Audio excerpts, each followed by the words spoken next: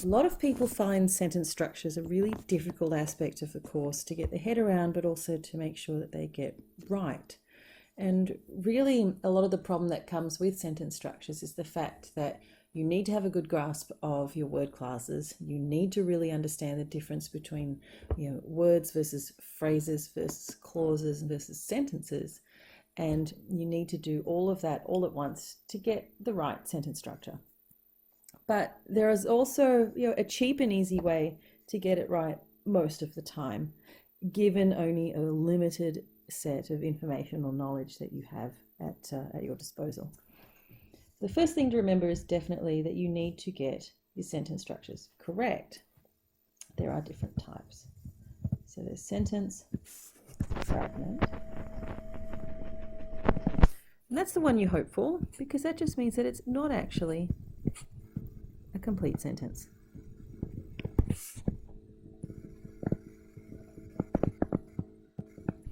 Yeah, hooray! It's not a complete sentence. So this one here, you can use your gut a little bit, but a complete sentence will have a subject and a verb, and a sentence fragment will be missing one of those things, subject or a verb. Sentence fragment can also be, a non-standard grammatically structured sentence, but quite often you wouldn't be asked to talk about any of those because they tend to appear more in spoken text than written texts. And this is the kind of question, about sentence fragment, that you'd get asked for written text rather than spoken text. So this one's number one, sentence structure. Second is simple. The third, compound. The fourth is complex. And the fifth is compound complex.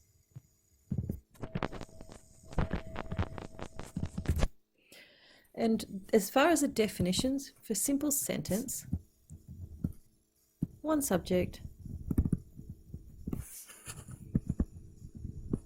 one verb is the basic definition. Of course, it gets a bit trickier than that, where subjects, when they're a complete subject, can consist of more than one thing, but really you're looking at one subject unit, one verb unit, and you're done. For compound, it's two or more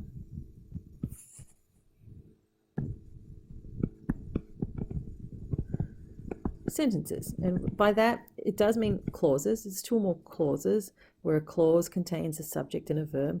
It's two or more of those, only joined by coordinate conjunctions. Complex sentences is two or more sentences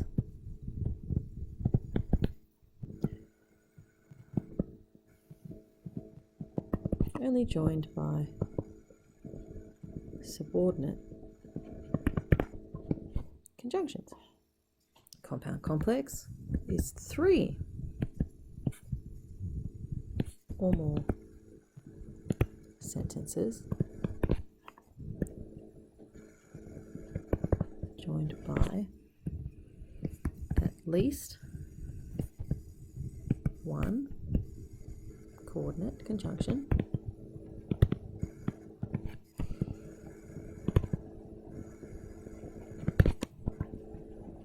and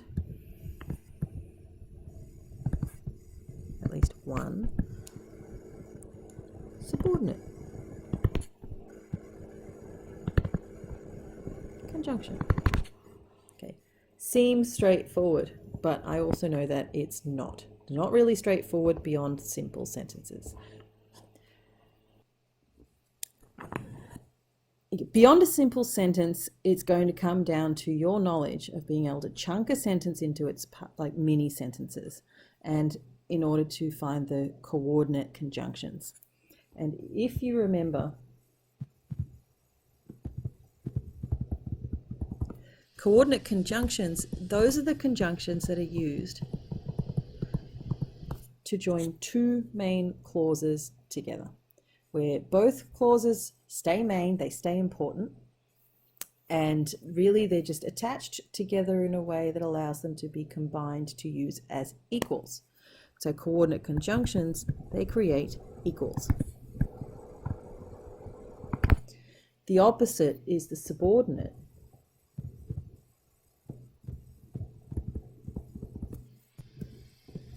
And subordinate conjunctions don't create equals.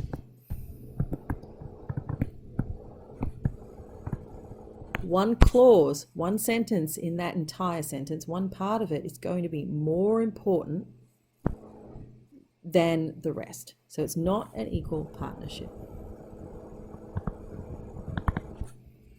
Normally that means that you'll have a main clause that gives you a statement, and all of the rest just further explains that in relation to time or place or reason or who was involved or specifying who it is more clearly. It's something other than a main statement. Still, that's not quite easy to figure out. So here's the trick. You do have to know your coordinate conjunctions.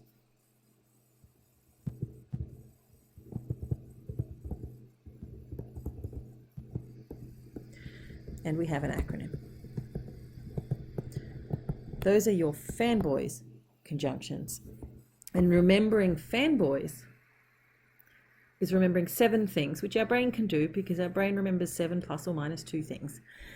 Remembering 7 things is better than remembering all of the potential subordinate conjunctions that exist in this world, which, considering that we have adverbials, is somewhere between heaps, shitloads, and craploads. Who knows? So really remember the 7 fanboys. For, and, nor, but, or, and yet. And I'm putting this last one in brackets, sometimes so. The reason that so is a sometimes is that the use of so as a conjunction isn't very common, and you're more likely to see so used as a discourse particle, which is a marker of speech and not necessarily a marker of clause construction. So be careful if it's a so. Make sure that there is a sentence after it, such as I was very hungry last night, so I ate some cake. And that so is a conjunction. Whereas if I just started a sentence going, so anyway, last night we went out, that so is not a conjunction. That's the discourse particle. So just careful with the so. Sometimes.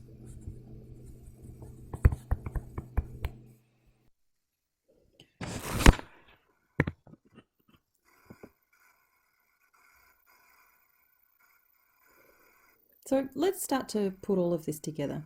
And I'm going to call a sentence fragment done, because really you're looking at things that aren't sentences. They're probably just a phrase such as happy cat or panda cakes, or some kind of short phrase which has meaning because of the context of the text. It occurs in a spot where it makes sense as to what that might mean, but grammatically the structure of it doesn't contain a subject and a verb. So that's done.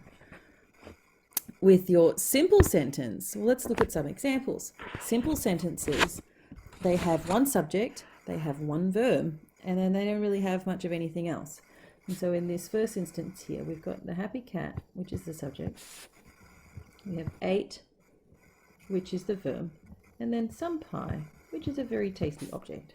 The happy cat ate some pie. That's pretty straightforward because it's quite short. It doesn't seem to be doing much at all, but it does have subject and verb to make it a sentence. And that one there is simple.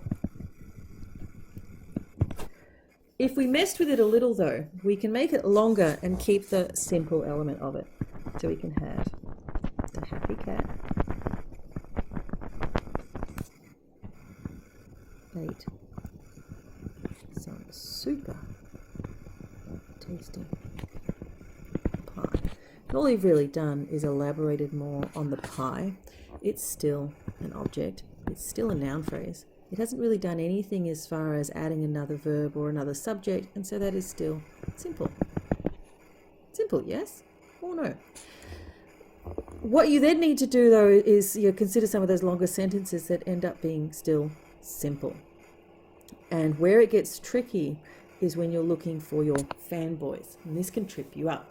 In this first one, we clearly have no fanboy. That's where you can go, hooray, no fanboys. I have found one sentence with one verb and I have no fanboys. Simple. What if I find a fanboy? Do I automatically go, ooh, compound? And the answer is no, unfortunately not. Because what we have to do before we decide that it's compound is we have to look at it and go, is it actually joining two clauses or two mini sentences? And if it isn't, then we cross it off like it never happened. So we've got the happy cat and the pathetic puppy. The happy cat is a noun phrase subject, and the pathetic puppy is a noun phrase subject. And we've got two little subjects there. It's combining to make a compound subject, but compound subjects aren't compound sentences. And we can replace all of that with they. And if I can do that, if I can substitute some kind of pronoun into that initial phrase, then that's one subject, even if it consists of more than one thing. They ate some cake works fine. And all of a sudden, you've got the same structure. Same, but different. That means this one is also simple. So don't get tripped up by weird looking fanboys. What you want to find with your fanboy is that you have two complete little mini sentences in your sentence. And thankfully, here's one I prepared earlier. If I've got the happy cat ate some cake, that could be a sentence all on its own. And the pathetic puppy watched. Poor little puppy. But it can also be a sentence on its own. And all I've done there is I've joined it with a fanboy. This fanboy counts. In other words, when you're looking at this, you've got two complete sentences. The happy cat ate some cake, the pathetic puppy watched, and it's joined by a conjunction that is a fanboy. Compound, not simple.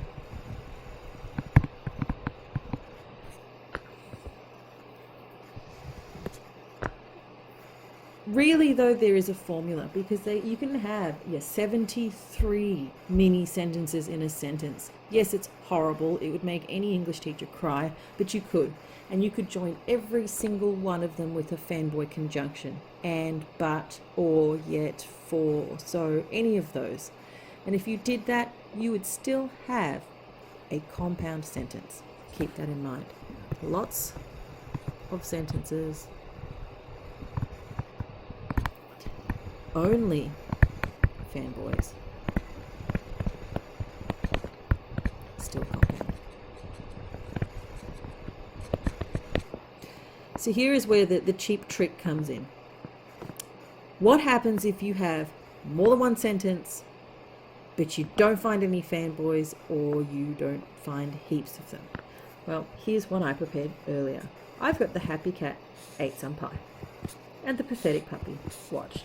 And it's joined by not a fanboy.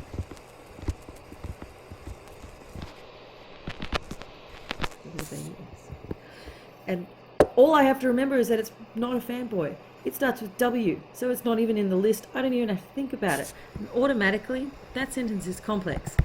And it's complex because there are no other conjunctions to look at. One conjunction, I've got two sentences, and they're joined by that one conjunction. It's a subordinate conjunction.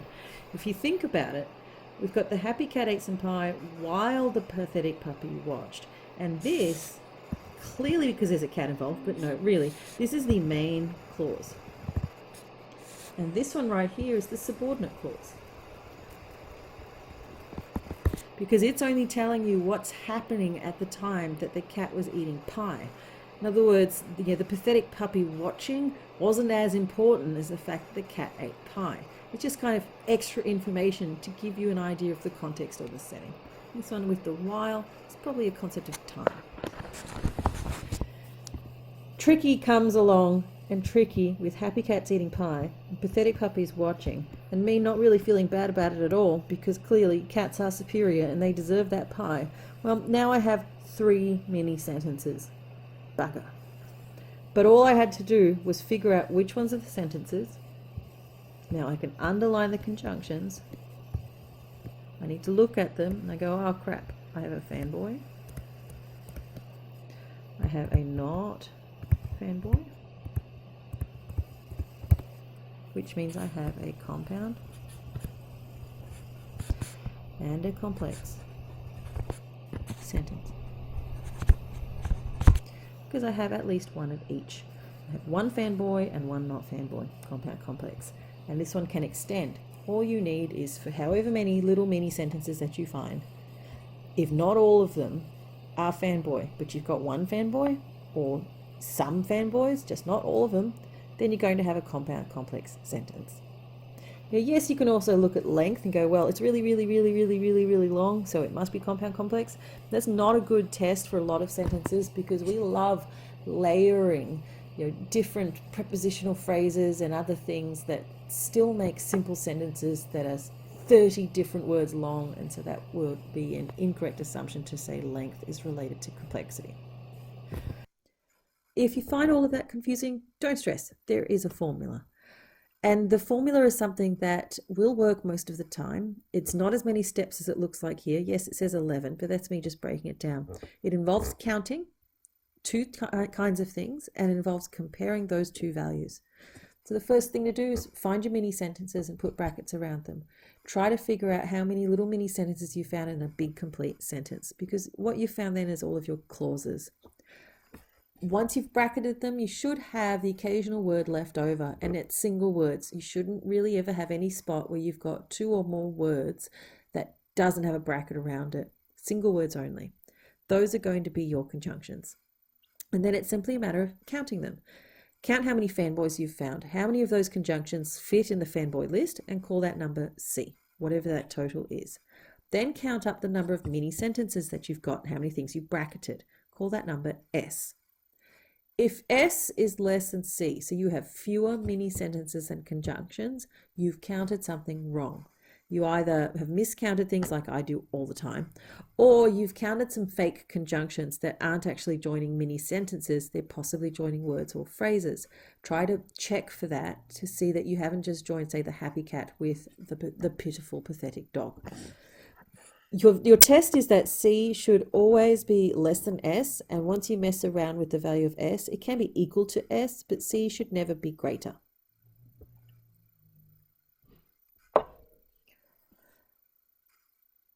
Step 7, take that total and subtract 1. That's the total of mini sentences. So once you've got a value for S and you've got a value for C, step 7 is to take the total number of mini sentences and subtract 1. So you've got S equals S minus 1. Just minus 1 from it. So if you have 5 mini sentences, then the value of S is going to be 4. Step 8 is comparing that value of S with the value that you have for C. If they match, so you found 4 mini sentences after you subtracted the 1, and you've got 4 fanboy conjunctions, you found a compound sentence. Anytime where you have them equal the same thing, it's a compound sentence. Otherwise, it's not compound, it's something else.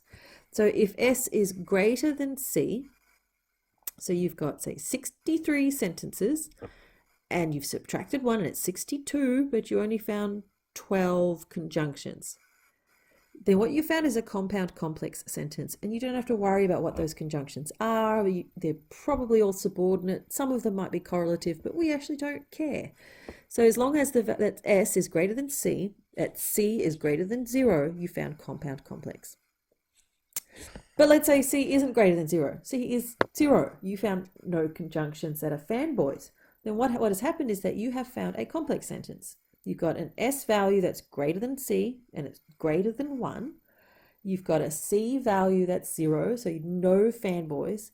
You've got lots of mini sentences, no fanboys, complex sentence. Hooray! If you can do those steps, and you need to practice them so you remember them, you will always get this right. But let's try some. Here's some I prepared earlier. Give it a try. First sentence, we've got, if at first you don't succeed, destroy all evidence that you tried.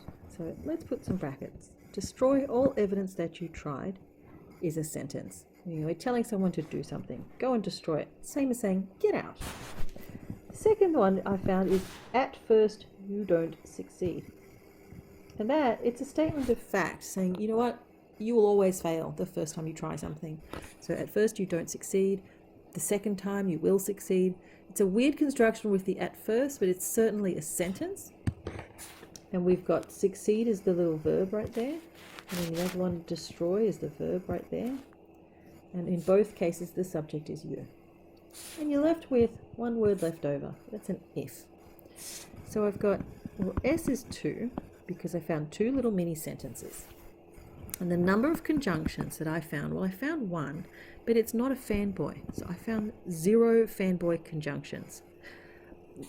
All I need to do then is, if I want to do a little bit of extra maths, I can do the 2 equals 2 minus 1, which means S equals 1. C equals 0 though, and so if I have a look at that, I have a 1 and a 0. They don't match.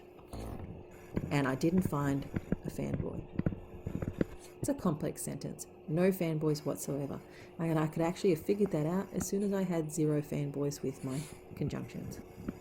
Didn't have to do this extra maths. Let's look at the next one. The hardness of the butter is proportional to the softness of the bread. Well, when I look at that, I've got the hardness of the butter is proportional to the softness of the bread.